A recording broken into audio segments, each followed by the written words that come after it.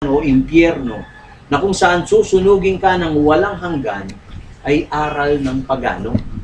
Ibig sabihin, pumasok din ito sa ating Kristyanismo sa pamamagitan ng Katolisismo, then inadapt din po ito ng ibang mga Protestante. Kasi tinangaan man ninyo, kung ang Diyos ay pag-ibig, mga kapatid, paano mo masasabing Diyos ay pag-ibig kung yung mga taong kanyang parurusahan walang hanggang parurusahan? Diba? Tignan nyo mga kapatid. When God consumes sin, ang sabi niya, kapag ka susunugin ng Panginoon o parurusahan ng Panginoon at aalisin ng Panginoon ang kasalanan, maging yung mga taong nang hahawak sa kasalanan, susunugin din. Ano po ba ang naging dahilan bakit nagkaroon ng kamatayan at parusa? Dahil sa kasalanan. So, ang mga taong nanghahawak sa kasalanan, ang mga taong ayaw kumawala sa kasalanan, kasama silang masusunog sa parusa. Nakuha po ba ninyo ibig sabihin, mga kapatid? Kapag ka hindi mo hiniwalayan yung kasalanan, pagka darating yung parusa, kasama kang masusunog nito. So makikita natin na ang pagpaparusa ng ating Panginoon, kagaya ng pinakita ko kanina, bababa yung apoy. At lahat ng mga makasalanan, kasama si Satanas at ang kanyang mga kampon, ay susunugin. Hell, ang sabi, is the final destruction of the wicked. Ibig sabihin ng final destruction, huling, pekatauling, pamamarusa. Pag sinabing destruction, ito'y pagpuksa. Pupuksain ng Diyos ang mga makasalanan. Pati si Satanas. Saan pupuksain? Doon sa impyerno. At kailan? Sa huling panahon. It will purify the earth at the end of time when they are totally consumed. Kapag ka yung sinusunog, wala na, titigil na rin yung apoy. Total destruction. Kuha po ba ninyo? Okay. Ito po ang sinasabi ng Malakyas. Ito ang kanyang binanggit tungkol sa impyerno. Sapagkat narito, ang sabi, ang araw ay dumarating, ba?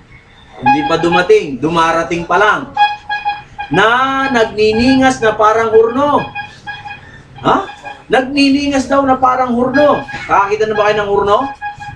May nanakaw pong hurno? Itang minunang hurno kanito, na ang gagawan daw. Tatamban daw pong nano. Dutong. At kay ba't ka rin la po mag-bake? Ngayon, di kuryente na ata. O kaya, di stove. LPG.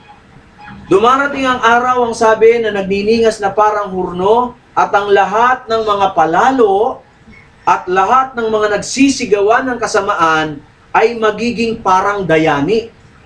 O, ikumpara po ninyo. Hurno na naggaliliyab, pagkatapos dayami. Ano ba yung dayami? Are. So yan po, are. O pota pong kebit making horno ing are, yung dayami, isipin na lang ninyo kung anong mangyayari. Wala mang ilang oras. Segundo lang marahil. Mauubos. Sino daw po ang susunugin pagdating ng araw? Ang mga palalo, ang sabi, at lahat ng nagsigawa ng kasamaan. At ano yung kasamaan? Kasalanan. Ibig sabihin, kung tayo po ay patuloy na manghahawak sa kasalanan, manghahawak sa kasamaan, hindi tayo hihiwalay sa kasamaan. Ang sabi po dito mga kapatid, ay magiging parang dayami daw tayo, na tayo ay susunugin. Ano ang sabi dito? At ang araw ay dumarating, ay susunog sa kanila, sabi ng Panginoon ng mga hukbo, na ano pat hindi mag-iiwan sa kanila ng kahit na ugat o sangaman. Ano matitira? Siyempre, abo. Tama? Tingnan nga natin ano yung matitira. Sige, mamaya basahin po natin. Kung walang matitira, ugat man o sanga, ibig sabihin, kapag ka ang mga tao sinunog na doon sa impyerno, pag wala na yung sinusunog, meron pa bang apoy? Titigil na rin po yung apoy. No? Titigil na rin po yung apoy. Thus the Bible says that the wicked are in hell now. Hindi po. Ang sabi dumarating pa lang yung araw eh. So wala pa. Pag sinabing dumarating, future pa lang yun, di ba? Wala pa. Dumarating pa lang. Okay. Tingnan po ninyo, no? Kung titingnan natin ng Diyos, ito yung isang banda. A loving God doesn't bring the unsaved to heaven where there is unselfish love because they are filled with selfish hate. Ang isang makasalanan, hindi pwedeng mamuhay sa langit. Hindi pwede. Kung ako ay merong tinatawag nilang selfish hate, yung galit, hindi ako magiging masaya sa langit. Why? Bakit? Kasi ang namamayani doon ay hindi makasariling pag-ibig. Kaya mas pipiliin ko pa, parang magiging impyerno sa akin yung langit kung ako'y makasalanan at doon ako dadali ng Panginoon. Mga kapatid, hell is not a hot spot in the center of the earth. Kasi ito yung sinasabi ng iba, na sa gitna raw ng mundo natin ay merong mainit na dako. Bagamat sinasabi ng mga scientists talagang mainit doon sa earth core, pero hindi ito impyerno. It is the final destruction of the wicked at the end of time, mga kapatid. Ano ang sabi? Ang sabi ni Pedro, ito ang mangyayari. Ngunit ang sangkalangitan ngayon at ang lupa sa pamagitan ng gayunding salita ay iniingatang ano? Talaga sa apoy. So kapag ka sinabing iniingatan, kumbaga, naghihintay ito ng apoy pagdating ng araw. Kung sa panahon ni Noe ay tubig, sa darating na panahon naman ay apoy. So, nakataan, ika nga, naka-reserve. Naghihintay tayo ng ganitong pangyayari. At ano po ang mangyayari? Ang sabi, na itinaan sa araw ng paghukom at paglipol sa mga taong masama. So, malinaw ngayon na nakikita natin, mga talatang ating pong pinag-aaralan, na meron talagang darating na araw ng paghukom. Ito yung tinatawag nilang parusa. Amen? Ito po yung impyerno, mga kapatid. It is the destruction of the wicked. Number 1, the wicked will be burned in, kailan? Oh. Sino po ang masusunog? Ang mga makasalanan. Anong mangyayari sa mga makasalanan? They will be burned. Sila'y masusunog. Kailan? In the future. Hindi pa ngayon. Kasi wala pa namang impyerno ngayon. Anong mangyayari kapag sinunog na po sila?